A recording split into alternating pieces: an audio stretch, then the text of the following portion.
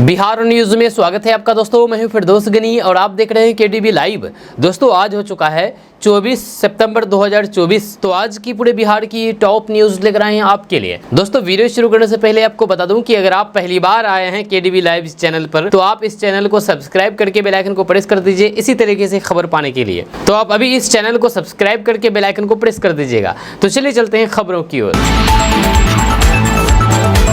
दोस्तों आज बिहार न्यूज में सबसे पहले बात करेंगे कि पटना समेत बिहार में 24 सितंबर से यानी कि आज से मानसून फिर से सक्रिय होने के आसार हैं। इस कारण आज से अधिकतम तापमान में गिरावट आएगी। इससे उमस भरी गर्मी से आंशिक तौर पर राहत जरूर मिलेगी। मौसम विभाग के अनुसार दक्षिण पश्चिमी मानसून की वापसी के लिए परिस्थितियां अनुकूल होती जा रही है। मौसम विभाग के अनुसार आज पटना सहित दक्षिण मध्य एवं पूर्वी भागों के कुछ जिलों में गरज और तड़क के साथ हल्की बारिश को लेकर के येलो अलर्ट जारी किया है। जब मौसम विभाग ने 28 सितंबर तक बिहार में मानसून के सक्रिय रहने को लेकर के येलो अलर्ट जारी कर दिया है। इससे अलग अलग दिन अलग अलग हिस्सों में अलर्ट जारी किया गया है। मौसम विभाग के अनुसार 25 सितंबर को दक्षिण और उत्तर पूर्व भाग, 26 सितंबर को उत्तर पश्चिमी और फिर दक्षिणी भागों में गरज और तड़क के साथ हल्की बारिश होने के आसार हैं। वहीं पर 27 को उत्तर पश्चिम भाग एवं सीतामढ़ी और फिर शिवहर जिले के एक या फिर दो स्थानों पर और फिर 28 सितंबर को उत्तर पश्चिम भाग एवं बक्सर, भोजपुर, सीतामढ़ी, शिवहर जिले के एक या फिर दो स्थानों पर भारी बारिश होने के आसार हैं। आपको बता दूं कि बिहार में 16 सितंबर से मानसून कमजोर होने के कारण सूरज की तलख तेवर ने लोगों को परेशान कर दिया है। 24 सितंबर यानी कि आज से बिहार में मानसून सक्रिय होने के कारण अधिकतम तापमान में गिरावट आने से राहत मिलने की उम्मीद है।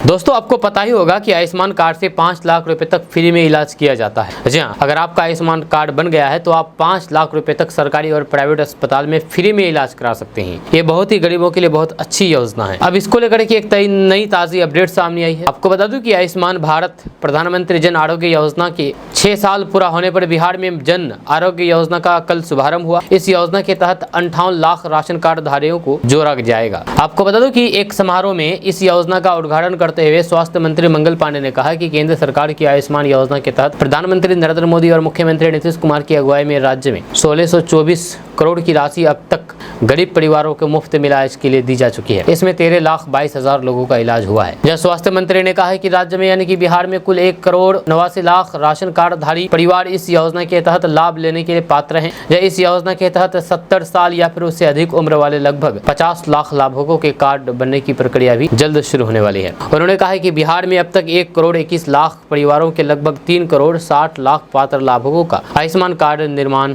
किया गया है। बिहार आयुष्मान कार्ड बनाने में देश में तीसरे नंबर पर है। साल 2024 में रिकॉर्ड 2 करोड़ 50 लाख आयुष्मान कार्ड का निर्माण किया जाएगा। बिहार में कार्ड बनाने लायक 8 करोड़ 50 लाख लोग हैं। तो ऐसे में अगर आप भी आयुष्मान कार्ड नहीं बनाए तो बना लीजिए, नहीं तो आप भारी पछता सकते हैं, क्योंकि अचानक कोई अगर बीमार पड़ जाए तो उसको हॉस्पिटल में भर्ती करना पड़ता है और लाखों रुपए खर्च हो जाती है। तो आप अपने लाखों रुपए बचाइए, आयुष्मान कार्ड जरूर बनाइए।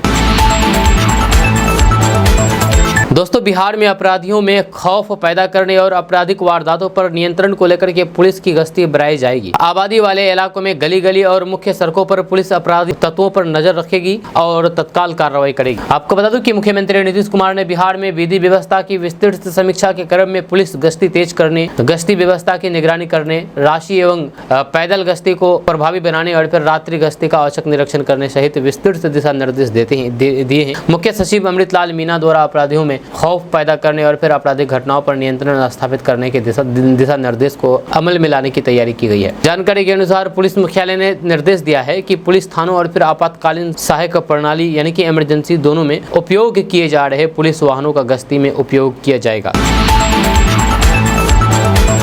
दोस्तों बिहार में जमीन के कागजात को अपडेट करने के लिए सर्वे का काम शुरू कर दिया गया है। जहां ताज़ा रिपोर्ट के मुताबिक इस सर्वे में लोगों को 5 तरह की समस्या आ रही है। जहां इसी को देखते हुए राष्ट्र एवं भूमि सुधार विभाग ने जमीन सर्वे को 3 महीने के लिए टाल दिया है। जहां सर्वे के दौरान आ रही दिक्कतों की वजह से लोग काफी परेशान बताए जा रहे हैं, खासकर के वे लोग जो बिहार से बाहर रहते हैं। हालांकि सरकार ने ऑनलाइन सर्वे की सुविधा दी है, लेकिन फिर भी लोगों को डर है कि उनकी जमीन कहीं ना चली जाए। आपको बता दूं कि बिहार में अधिकांश लोगों के पास पैतृक संपत्ति है है, यानी कि वे अपने पूर्वजों की जमीन के मालिक हैं, या इस जमीन के सर्वे के लिए वंशावली बनानी है, या जिसके कारण लोग परेशान हैं। हालांकि सरकार ने कहा है कि आप खुद से वंशावली बना करके जमा कर सकते हैं। आपको बता दूं कि बिहार में बहुत से ऐसे लोग हैं जिनके पास जमीन का कोई भी कागजात मौजूद नहीं है, या ऐसे लोगों को जमीन के कागज ढूंढने में दिक्कतें हो रही है। जब बिहार में अब तक जमीन रजिस्ट्री की भाषा कैथी लिपि में हो रही है, जिसके कारण लोगों को समझ नहीं आ रही है कि जमीन के कागजात पर क्या लिखी हुई है। वहीं पर बिहार में 1/3 जमीन लड़ाई झगड़े में फंसा है। ऐसे में जमीन मालिकों के पास जमीन का पूरा कागज नहीं है, या सभी कागज न होने पर राजस्व विभाग के अधिकारी सर्वे का काम रोक दे रहे हैं।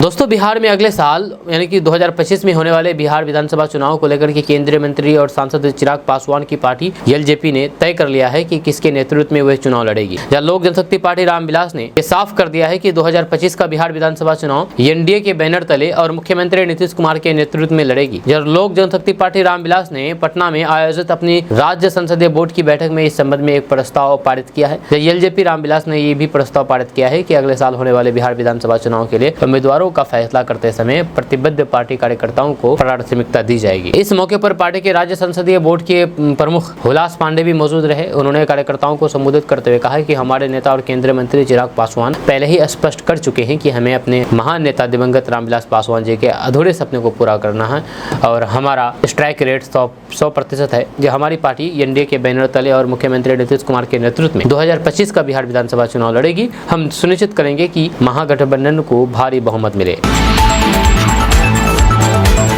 दोस्तों, बिहार में बाढ़ प्रभावित जिलों में फसल क्षति का आकलन होगा। जब कृषि विभाग ने सभी जिला कृषि पदाधिकारी और अनुमंडल कृषि पदाधिकारी, प्रखंड कृषि पदाधिकारी और फिर कृषि समन्वयकों को पंचतवार फसल क्षति का आकलन करने को कहा है। साथ ही साथ 24 घंटे के भीतर इसकी रिपोर्ट भी मांगी गई है, ताकि प्रभावित किसानों को सहायता उपलब्ध कराई जा सके। जब खाद्य फसलों के साथ साथ बागवानी फसलों और मौसमी फल और सब्जी की क्षति का भी आकलन किया जाएगा। कृषि सचिव संजय कुमार अग्रवाल ने मुख्यालय के सभी वरिष्ठ पदाधिकारियों, प्रमंडलीय संयुक्त निदेशक और जिला कृषि पदाधिकारियों के साथ नदियों में अत्यधिक पानी बढ़ने से फसल नुकसान की समीक्षा की है। उन्होंने कहा है कि किसानों को न केवल खरीफ फसल के नुकसान के लिए सहायता प्रदान की जाएगी, बल्कि अगली फसल लगाने में भी मदद करेगा। दोस्तों, बिहार के बेरोजगार युवाओं के लिए गुड न्यूज है। जब स्वास्थ्य विभाग में 45,000 स्वास्थ्य कर्मियों की नियुक्ति इसी वित्तीय वर्ष में होगी। इसमें चिकित्सक, नर्स, फार्मासिस्ट और फिर लैब टेक्नीशियन सहित दर्जन भर पद शामिल है। जब माना जा रहा है कि अक्टूबर 2024 से ये प्रक्रिया शुरू हो जाएगी। नियुक्ति प्रक्रिया मेरी का मुख्य कारण आरक्षण को लेकर के उस दुविधा रही है। जब स्वास्थ्य विभाग ने पहले 65% आरक्षण के आधार पर जिलों से विभिन्न पदों पर रोस्टेड क्लियरेंस करके नियुक्ति मांगी थी, मगर बड़े आरक्षण पर पटना हाईकोर्ट की रोक के बाद फिर से विभाग ने पुराने प्रावधानों के आधार पर ही बहाली करने का फैसला किया है। जहां अगले 6 महीने में इस भर्ती प्रक्रिया को पूरा करने का लक्ष्य रखा गया है। वहीं पर स्वास्थ्य विभाग को कुछ पदों के लिए जिलों से 50% आरक्षण के आधार पर रोस्टर क्लियरेंस करके वैकेंसी आने भी लगी है। जो उम्मीद है कि लगभग सभी पदों की वैकेंसी रोस्टर के साथ अगले महीने तक मिल जाएगी। साथ ही खाली पड़े पदों को सामान्य प्रशासन विभाग को भेज दिया जाएगा। इसके बाद तकनीकी सेवा आयोग सहित विभिन्न आयोगों को जानकारी भेजी जाएगी। दोस्तों, बिहार में कुछ नदियों का जलस्तर घटने के बावजूद भी कई जिलों में बाढ़ जैसी स्थिति बरकरार रही है। जब बिहार में हालांकि पटना और फिर उसके आसपास के इलाकों में गंगा नदी का जलस्तर घट रहा है, लेकिन अन्य जिलों में कई नदियों के जलस्तर बढ़ने से निचले इलाकों में रहने वाले लोग प्रभावित हो रहे हैं। राज्य आपदा प्रबंधन विभाग द्वारा यहाँ जारी एक बयान के अनुसार गंगा के किनारे लगभग 12 जिलों में बाढ़ जैसी स्थिति बनी हुई है और निचले इलाकों में रहने वाले लोग लगभग 12,67,000 लोग तथा कुल 361 ग्राम पंचायत प्रभावित हुई है। जब बयान के मुताबिक इन जिलों की संबंधित जिलों द्वारा बचाव और फिर राहत कार्यों में लगभग 1400 नावों का उपयोग किया जा रहा है। इन 12 जिलों में सरकार द्वारा कुल 8 राहत शिविर संचालित किए जा रहे हैं और निचले इलाकों से बड़ी संख्या में लोगों को निकाल करके इस शिविरों में लाया गया है। आपको बता दूं कि बिहार के इन 12 बाढ़ प्रभावित जिलों में बक्सर, भोजपुर, सारण, वैशाली, पटना, समस्तीपुर, बेगूसराय, लखीसराय, मुंगेर, खगड़िया, भागलपुर और कटिहार शामिल है। जब बिहार के मुख्यमंत्री नीतीश कुमार ने हाजीपुर में बाढ़ प्रभावित लोगों के लिए बनाए गए राहत शिविर का दौरा किया और फिर अधिकारियों को सहायता और फिर राहत प्रदान करने के लिए हर संभव मदद करने का भरोसा दिया है, निर्देश दिया है। दोस्तों, कांग्रेस ने जनसुराज के अध्यक्ष प्रशांत किशोर पर बड़ा गंभीर आरोप लगाया। कांग्रेस का कहना है कि प्रशांत किशोर अल्पसंख्यकों की दिशा भटका रहे हैं, यानी कि मुसलमानों की दिशा प्रशांत किशोर भटका रहे हैं। प्रशांत किशोर सही आदमी नहीं है, मुसलमानों को बांटने का काम करना चाहते हैं। ये कहना मेरा नहीं, ये कहना कांग्रेस का है। जी आपको बता दूं कि प्रदेश कांग्रेस अल्पसंख्यक कमेटी के अध्यक्ष मोहम्मद उमेर खान ने जनसुराज पार्टी प्रमुख प्रशांत किशोर पर यह गंभीर आरोप लगाया है। उन्होंने कहा है कि प्रशांत किशोर अल्पसंख्यकों की दिशा भटका रहे हैं, खास करके मुसलमानों की। जब कांग्रेस कार्यकर्ताओं की बैठक में हिस्सा लेने के बाद पत्रकारों से बातचीत करते हुए मोहम्मद उमेर खान ने कहा कि प्रशांत किशोर जो पहले नरेंद्र मोदी का प्रचार कर चुके हैं, अब अल्पसंख्यक समुदाय को गुमराह करने का प्रयास कर रहे हैं। उमेर खान ने कहा है कि प्रशांत किशोर ने 2014 के चुनाव में मोदी को लॉन्च करने के लिए महत्वपूर्ण भूमिका निभाई है। जब उनके नारे हर हर मोदी और घर घर मोदी ने भाजपा के प्रचार को मजबूती दी है। जब कांग्रेस नेता उमेर खान ने आगे कहा कि प्रशांत किशोर ने हाल ही में लोकसभा चुनाव के दौरान भाजपा की स्थिति का समर्थन किया था। जब लोगों को लगा कि भाजपा को बहुमत नहीं मिल रहा है, तो फिर प्रशांत किशोर ने टीवी चैनलों पर ये कह करके बयान दिया है कि भाजपा को 303 सीटें मिलेगी। इससे साफ है कि उनका दृष्टिकोण अल्पसंख्यकों के खिलाफ है। उमेर खान ने यह भी बताया है कि कांग्रेस आगामी विधानसभा चुनाव की तैयारी में जुट रही है।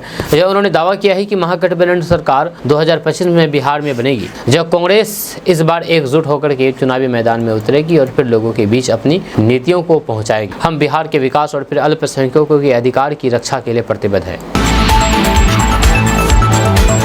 दोस्तों, आरजेडी के नेता तेजस्वी यादव ने एक दिन पहले मुख्यमंत्री नीतीश कुमार की अध्यक्षता में हुई गृह विभाग की समीक्षा बैठक पर सवाल उठाते हुए कहा कि ऐसी समीक्षा बैठक का क्या फायदा और औचित्य जिसमें बिहार के डीजीपी, मुख्य सचिव और एडीजीपी उपस्थित न रहे। जब पूर्व उप मुख्यमंत्री तेजस्वी यादव ने एनडीए सरकार पर बिहार में अपराधियों को संरक्षण देने का आरोप लगाते हुए ये भी कहा था कि सभी अधिकारियों की अनुपस्थिति ये दर्शाती है कि कानून व्यवस्था को लेकर के मुख्यमंत्री कितने गंभीर है। मुख्यमंत्री द्वारा गृह विभाग की समीक्षा बैठक के एक दिन बाद एक्स पर एक पोस्ट में तेजस्वी यादव ने कहा कि कानून व्यवस्था पर मुख्यमंत्री हर बार उच्च स्तरीय समीक्षा बैठक करने की सिर्फ औपचारिकता पूरी करते हैं। नीतीश जी का इकबाल ये है कि बिहार में ऐसे प्रत्येक समीक्षा बैठक के बाद अपराध में और अधिक वृद्धि होती है, क्योंकि अधिकारी और अपराधी भी ऐसी बैठकों की असलियत जानते हैं। अधिकारी भी जानते हैं कि जब विपक्ष का दबाव बढ़ता है तो फिर दिखावे और फिर औपचारिकता के लिए मुख्यमंत्री अचानक ऐसी बैठक बुला लेते हैं।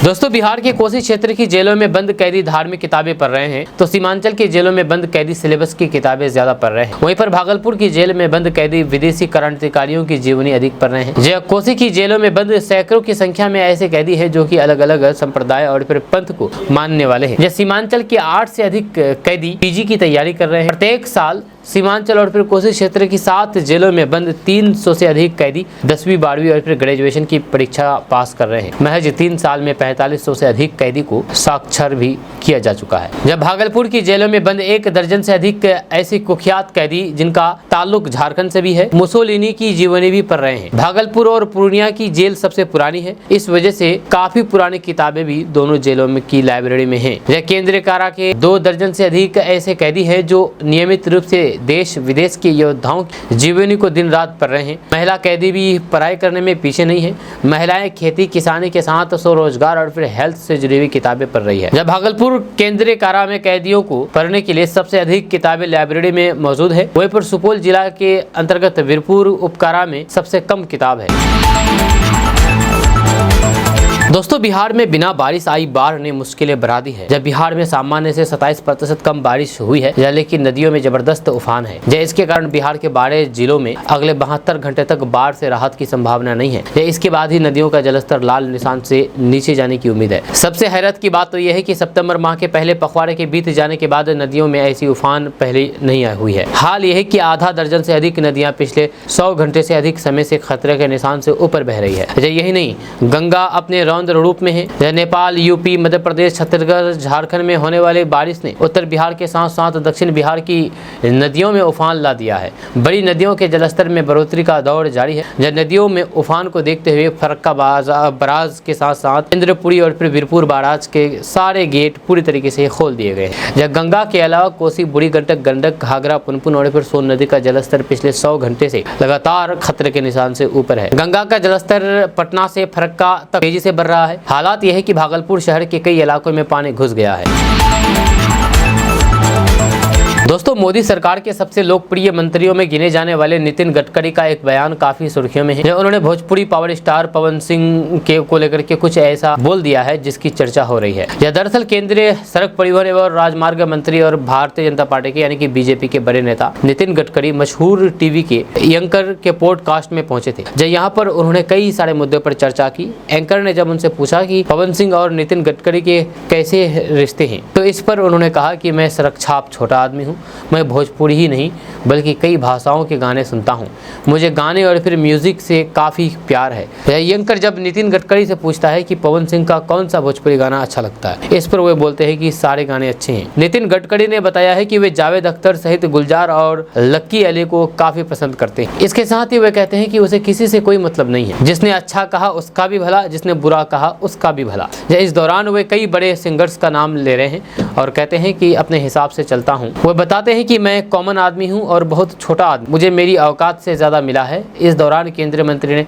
मंत्री कई मुद्दों पर बात कर रहे हैं।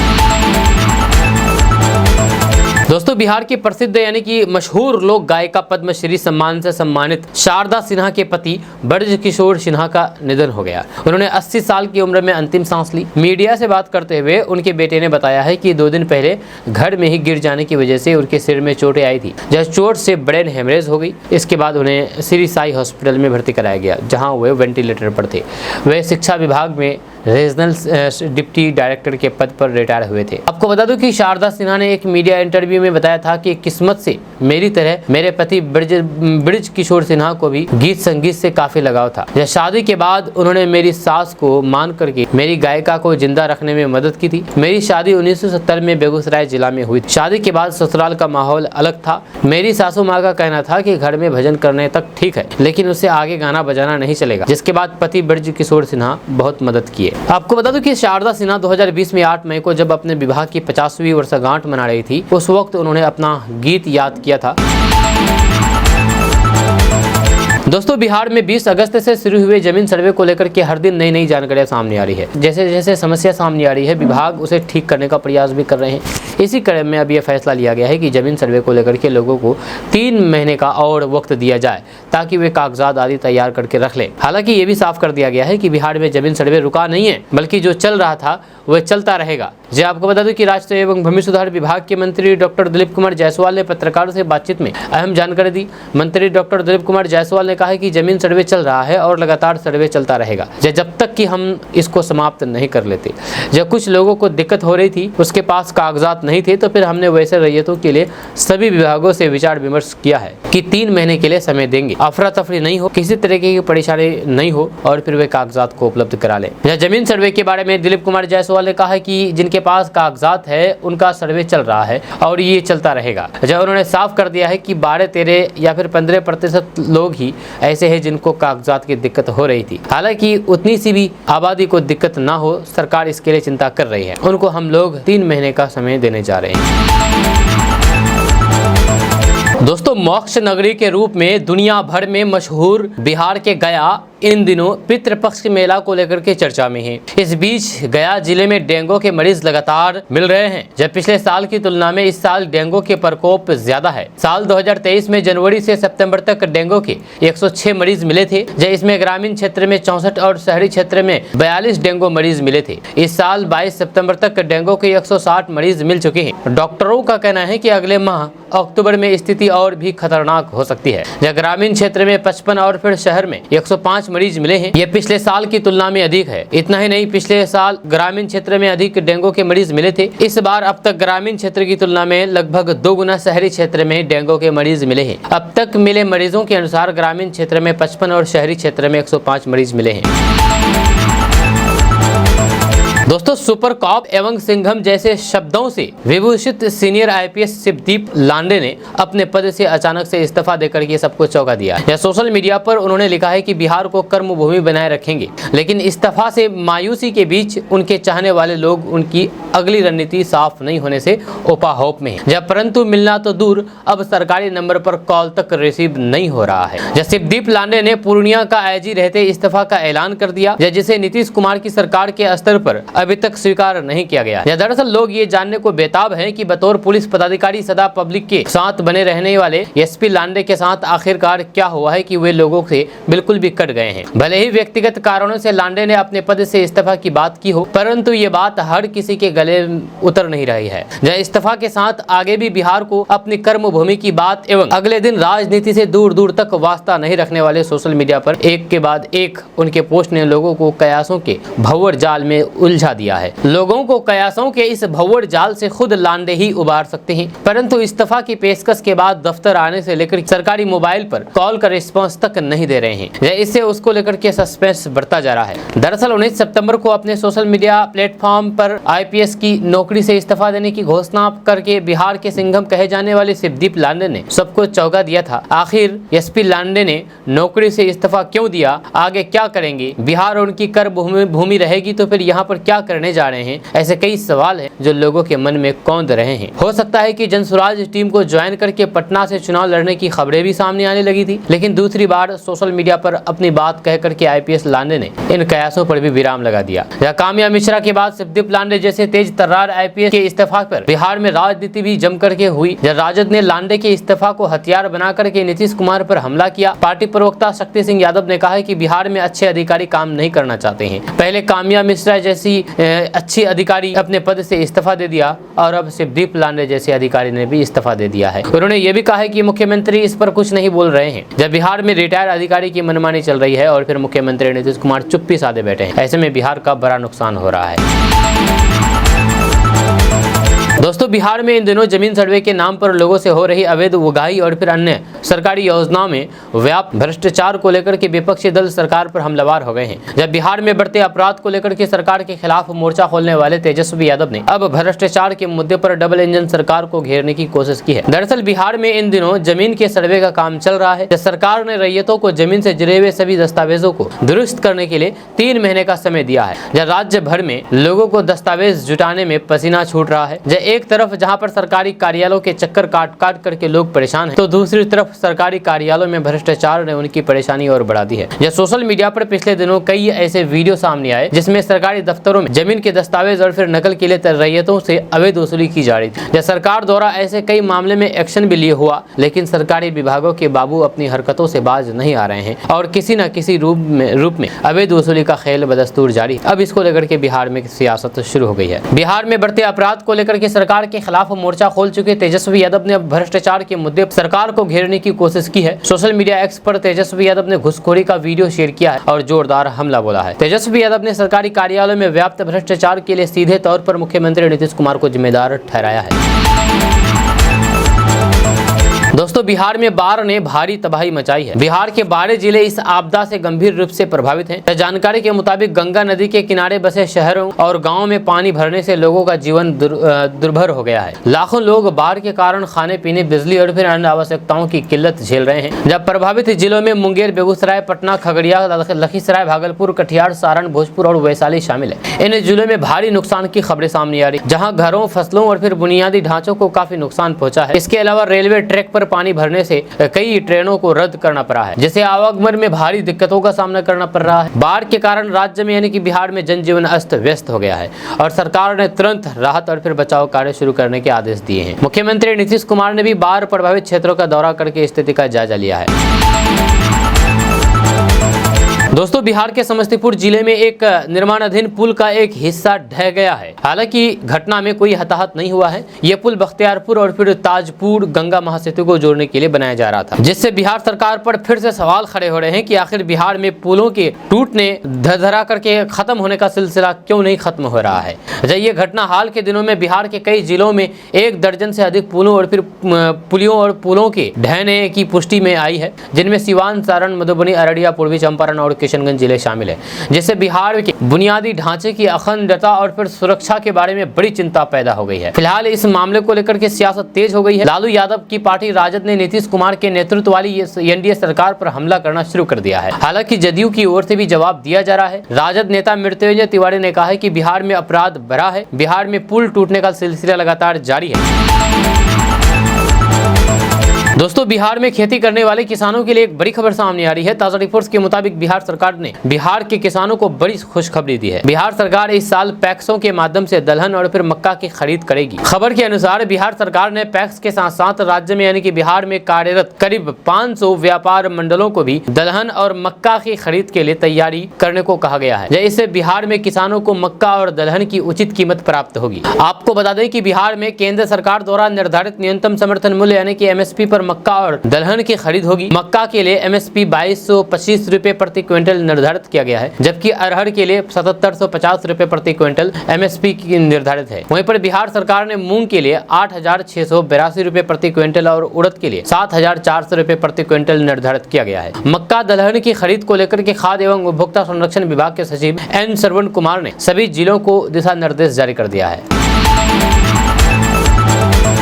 दोस्तों, बिहार के सियासी गलियारों से एक बड़ी खबर सामने आ रही है कि लालू प्रसाद यादव की पार्टी आरजेडी को बाय बाय बोल करके जेडीयू का दामन थामने वाले श्याम रजक का जेडीयू में कद बढ़ गया है। जब बिहार के मुख्यमंत्री और जेडीयू के राष्ट्रीय अध्यक्ष नीतीश कुमार ने श्याम रजक का प्रमोशन कर दिया है और उन्हें राष्ट्रीय महासचिव बना दिया गया है। गौरतलब है कि इस माह के शुरुआत में ही श्याम रजक पटना में राष्ट्रीय कार्यकारिणी के अध्यक्ष संजय कुमार झा समेत कई शीर्ष नेताओं की मौजूदगी पार्टी में फिर से शामिल हुए थे। संजय झा ने कहा है कि जमीनी स्तर पर समर्थन वाले नेता श्याम रजक के आने से पार्टी को मजबूती मिलेगी, खास करके बिहार के महादलितों के बीच, जिन्हें नीतीश कुमार ने एक अलग श्रेणी के रूप में मान्यता दी है।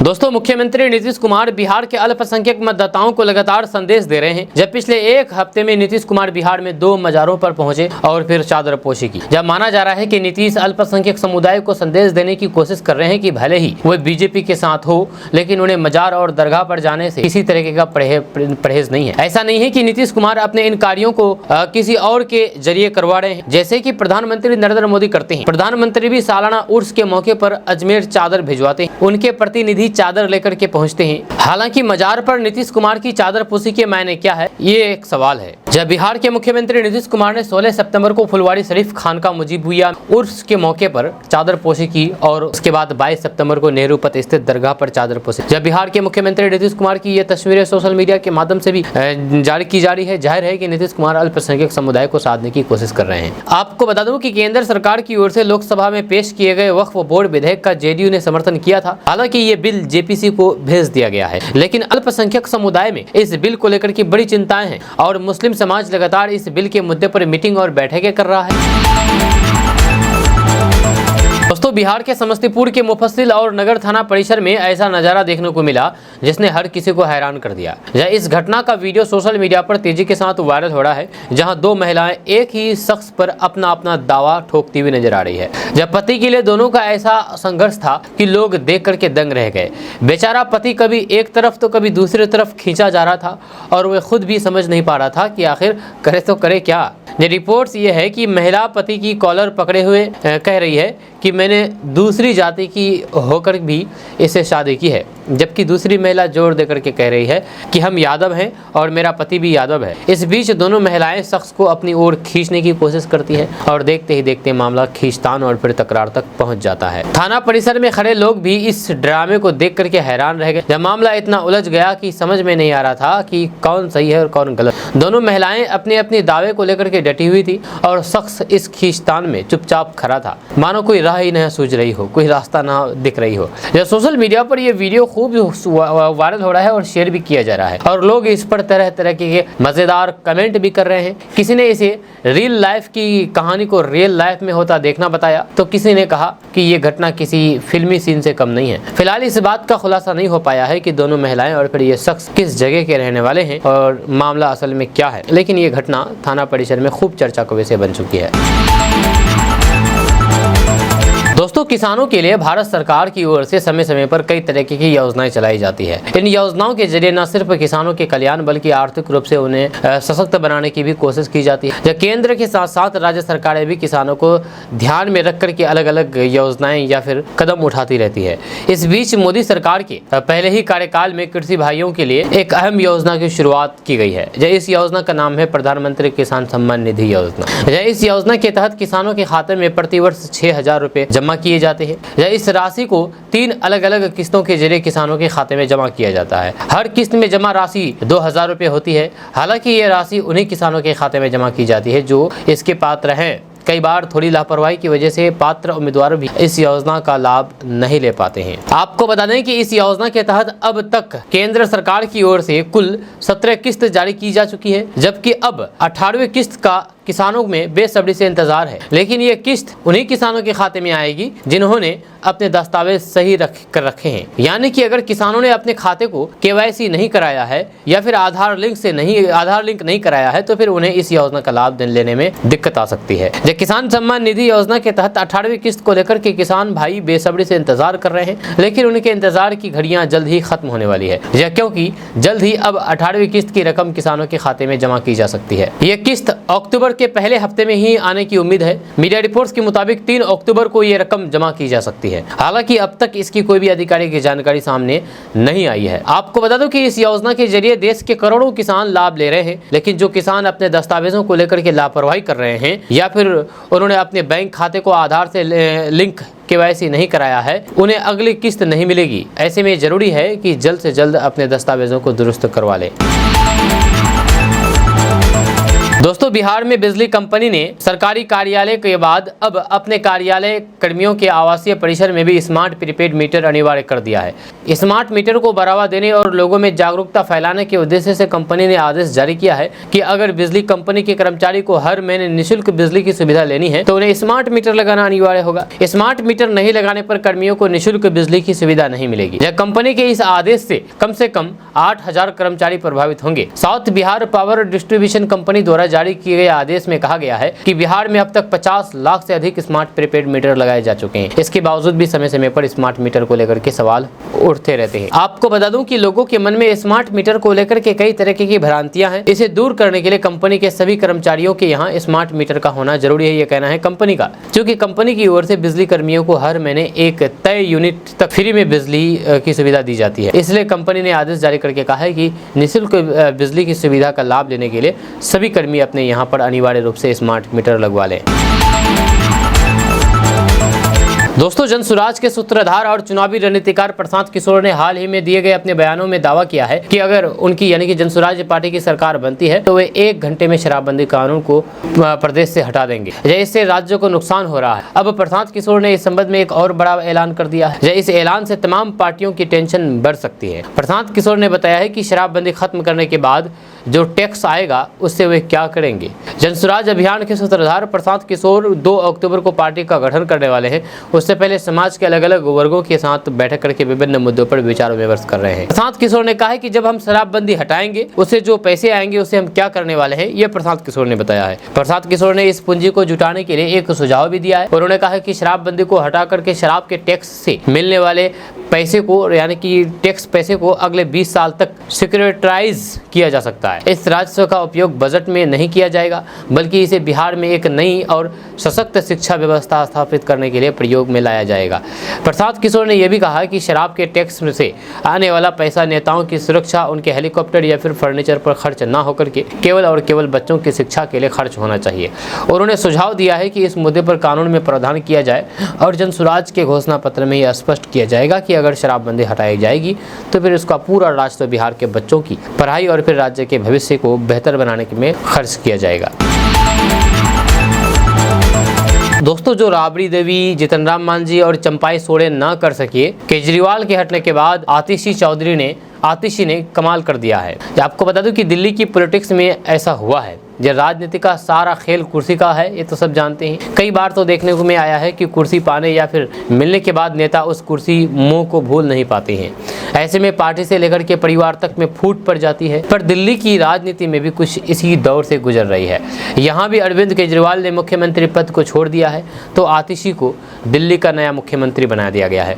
आतिशी ने मुख्यमंत्री पद संभाल तो लिया है, पर आतिशी ने जैसे दिल्ली के सीएम पद को संभाला है तो कई लोग तो उनकी तारीफ कर रहे हैं, तो दूसरी तरफ बीजेपी इसे आम आदमी पार्टी का तमाशा बता रही है। वहीं पर बिहार में कुर्सी से दलों और फिर परिवार को प्यार खासा रहा है, इसलिए जब आरजेडी चीफ लालू प्रसाद यादव को चारा घोटाले मामले में सजा हुई तो उन्होंने पार्टी से किसी नेता को नहीं बल्कि अपनी पत्नी को सीएम की कुर्सी पर बैठाया। राबड़ी देवी के मुख्यमंत्री की कुर्सी पर बैठने के बाद काफी बवाल हुआ और विपक्ष ने इसको लेकर के कई सवाल उठाए थे, पर आरजेडी विधायकों ने लालू प्रसाद यादव के जेल जाने के बाद 25 जुलाई 1997 को पहली बार सीएम बनाया। पहला कार्यकाल 11 फरवरी 1999 तक चला। इसके बाद दूसरी बार 9 मार्च 1999 को दोबारा से मुख्यमंत्री पद की शपथ ली और 2 मार्च 2000 तक इस पद पर रही। जब पर कभी भी राबड़ी देवी ने लालू प्रसाद यादव के लिए कभी भी कोई भी सीट खाली नहीं रखी। लालू प्रसाद यादव ही नहीं बल्कि इसके बाद नीतीश कुमार की कुर्सी खाली करने के बाद मुख्यमंत्री की कुर्सी पर अपने सबसे करीबी को बैठाया था। नीतीश कुमार ने साल 2014 में लोकसभा चुनाव में मिली हार के बाद यह फैसला किया था और मुख्यमंत्री की कुर्सी खाली करके जीतन राम मांझी को सीएम पद सौंप दिया था। आपको बता दें कि 2014 लोकसभा चुनाव में नीतीश कुमार ने एनडीए से अलग होकर के चुनाव लड़ने का फैसला किया था,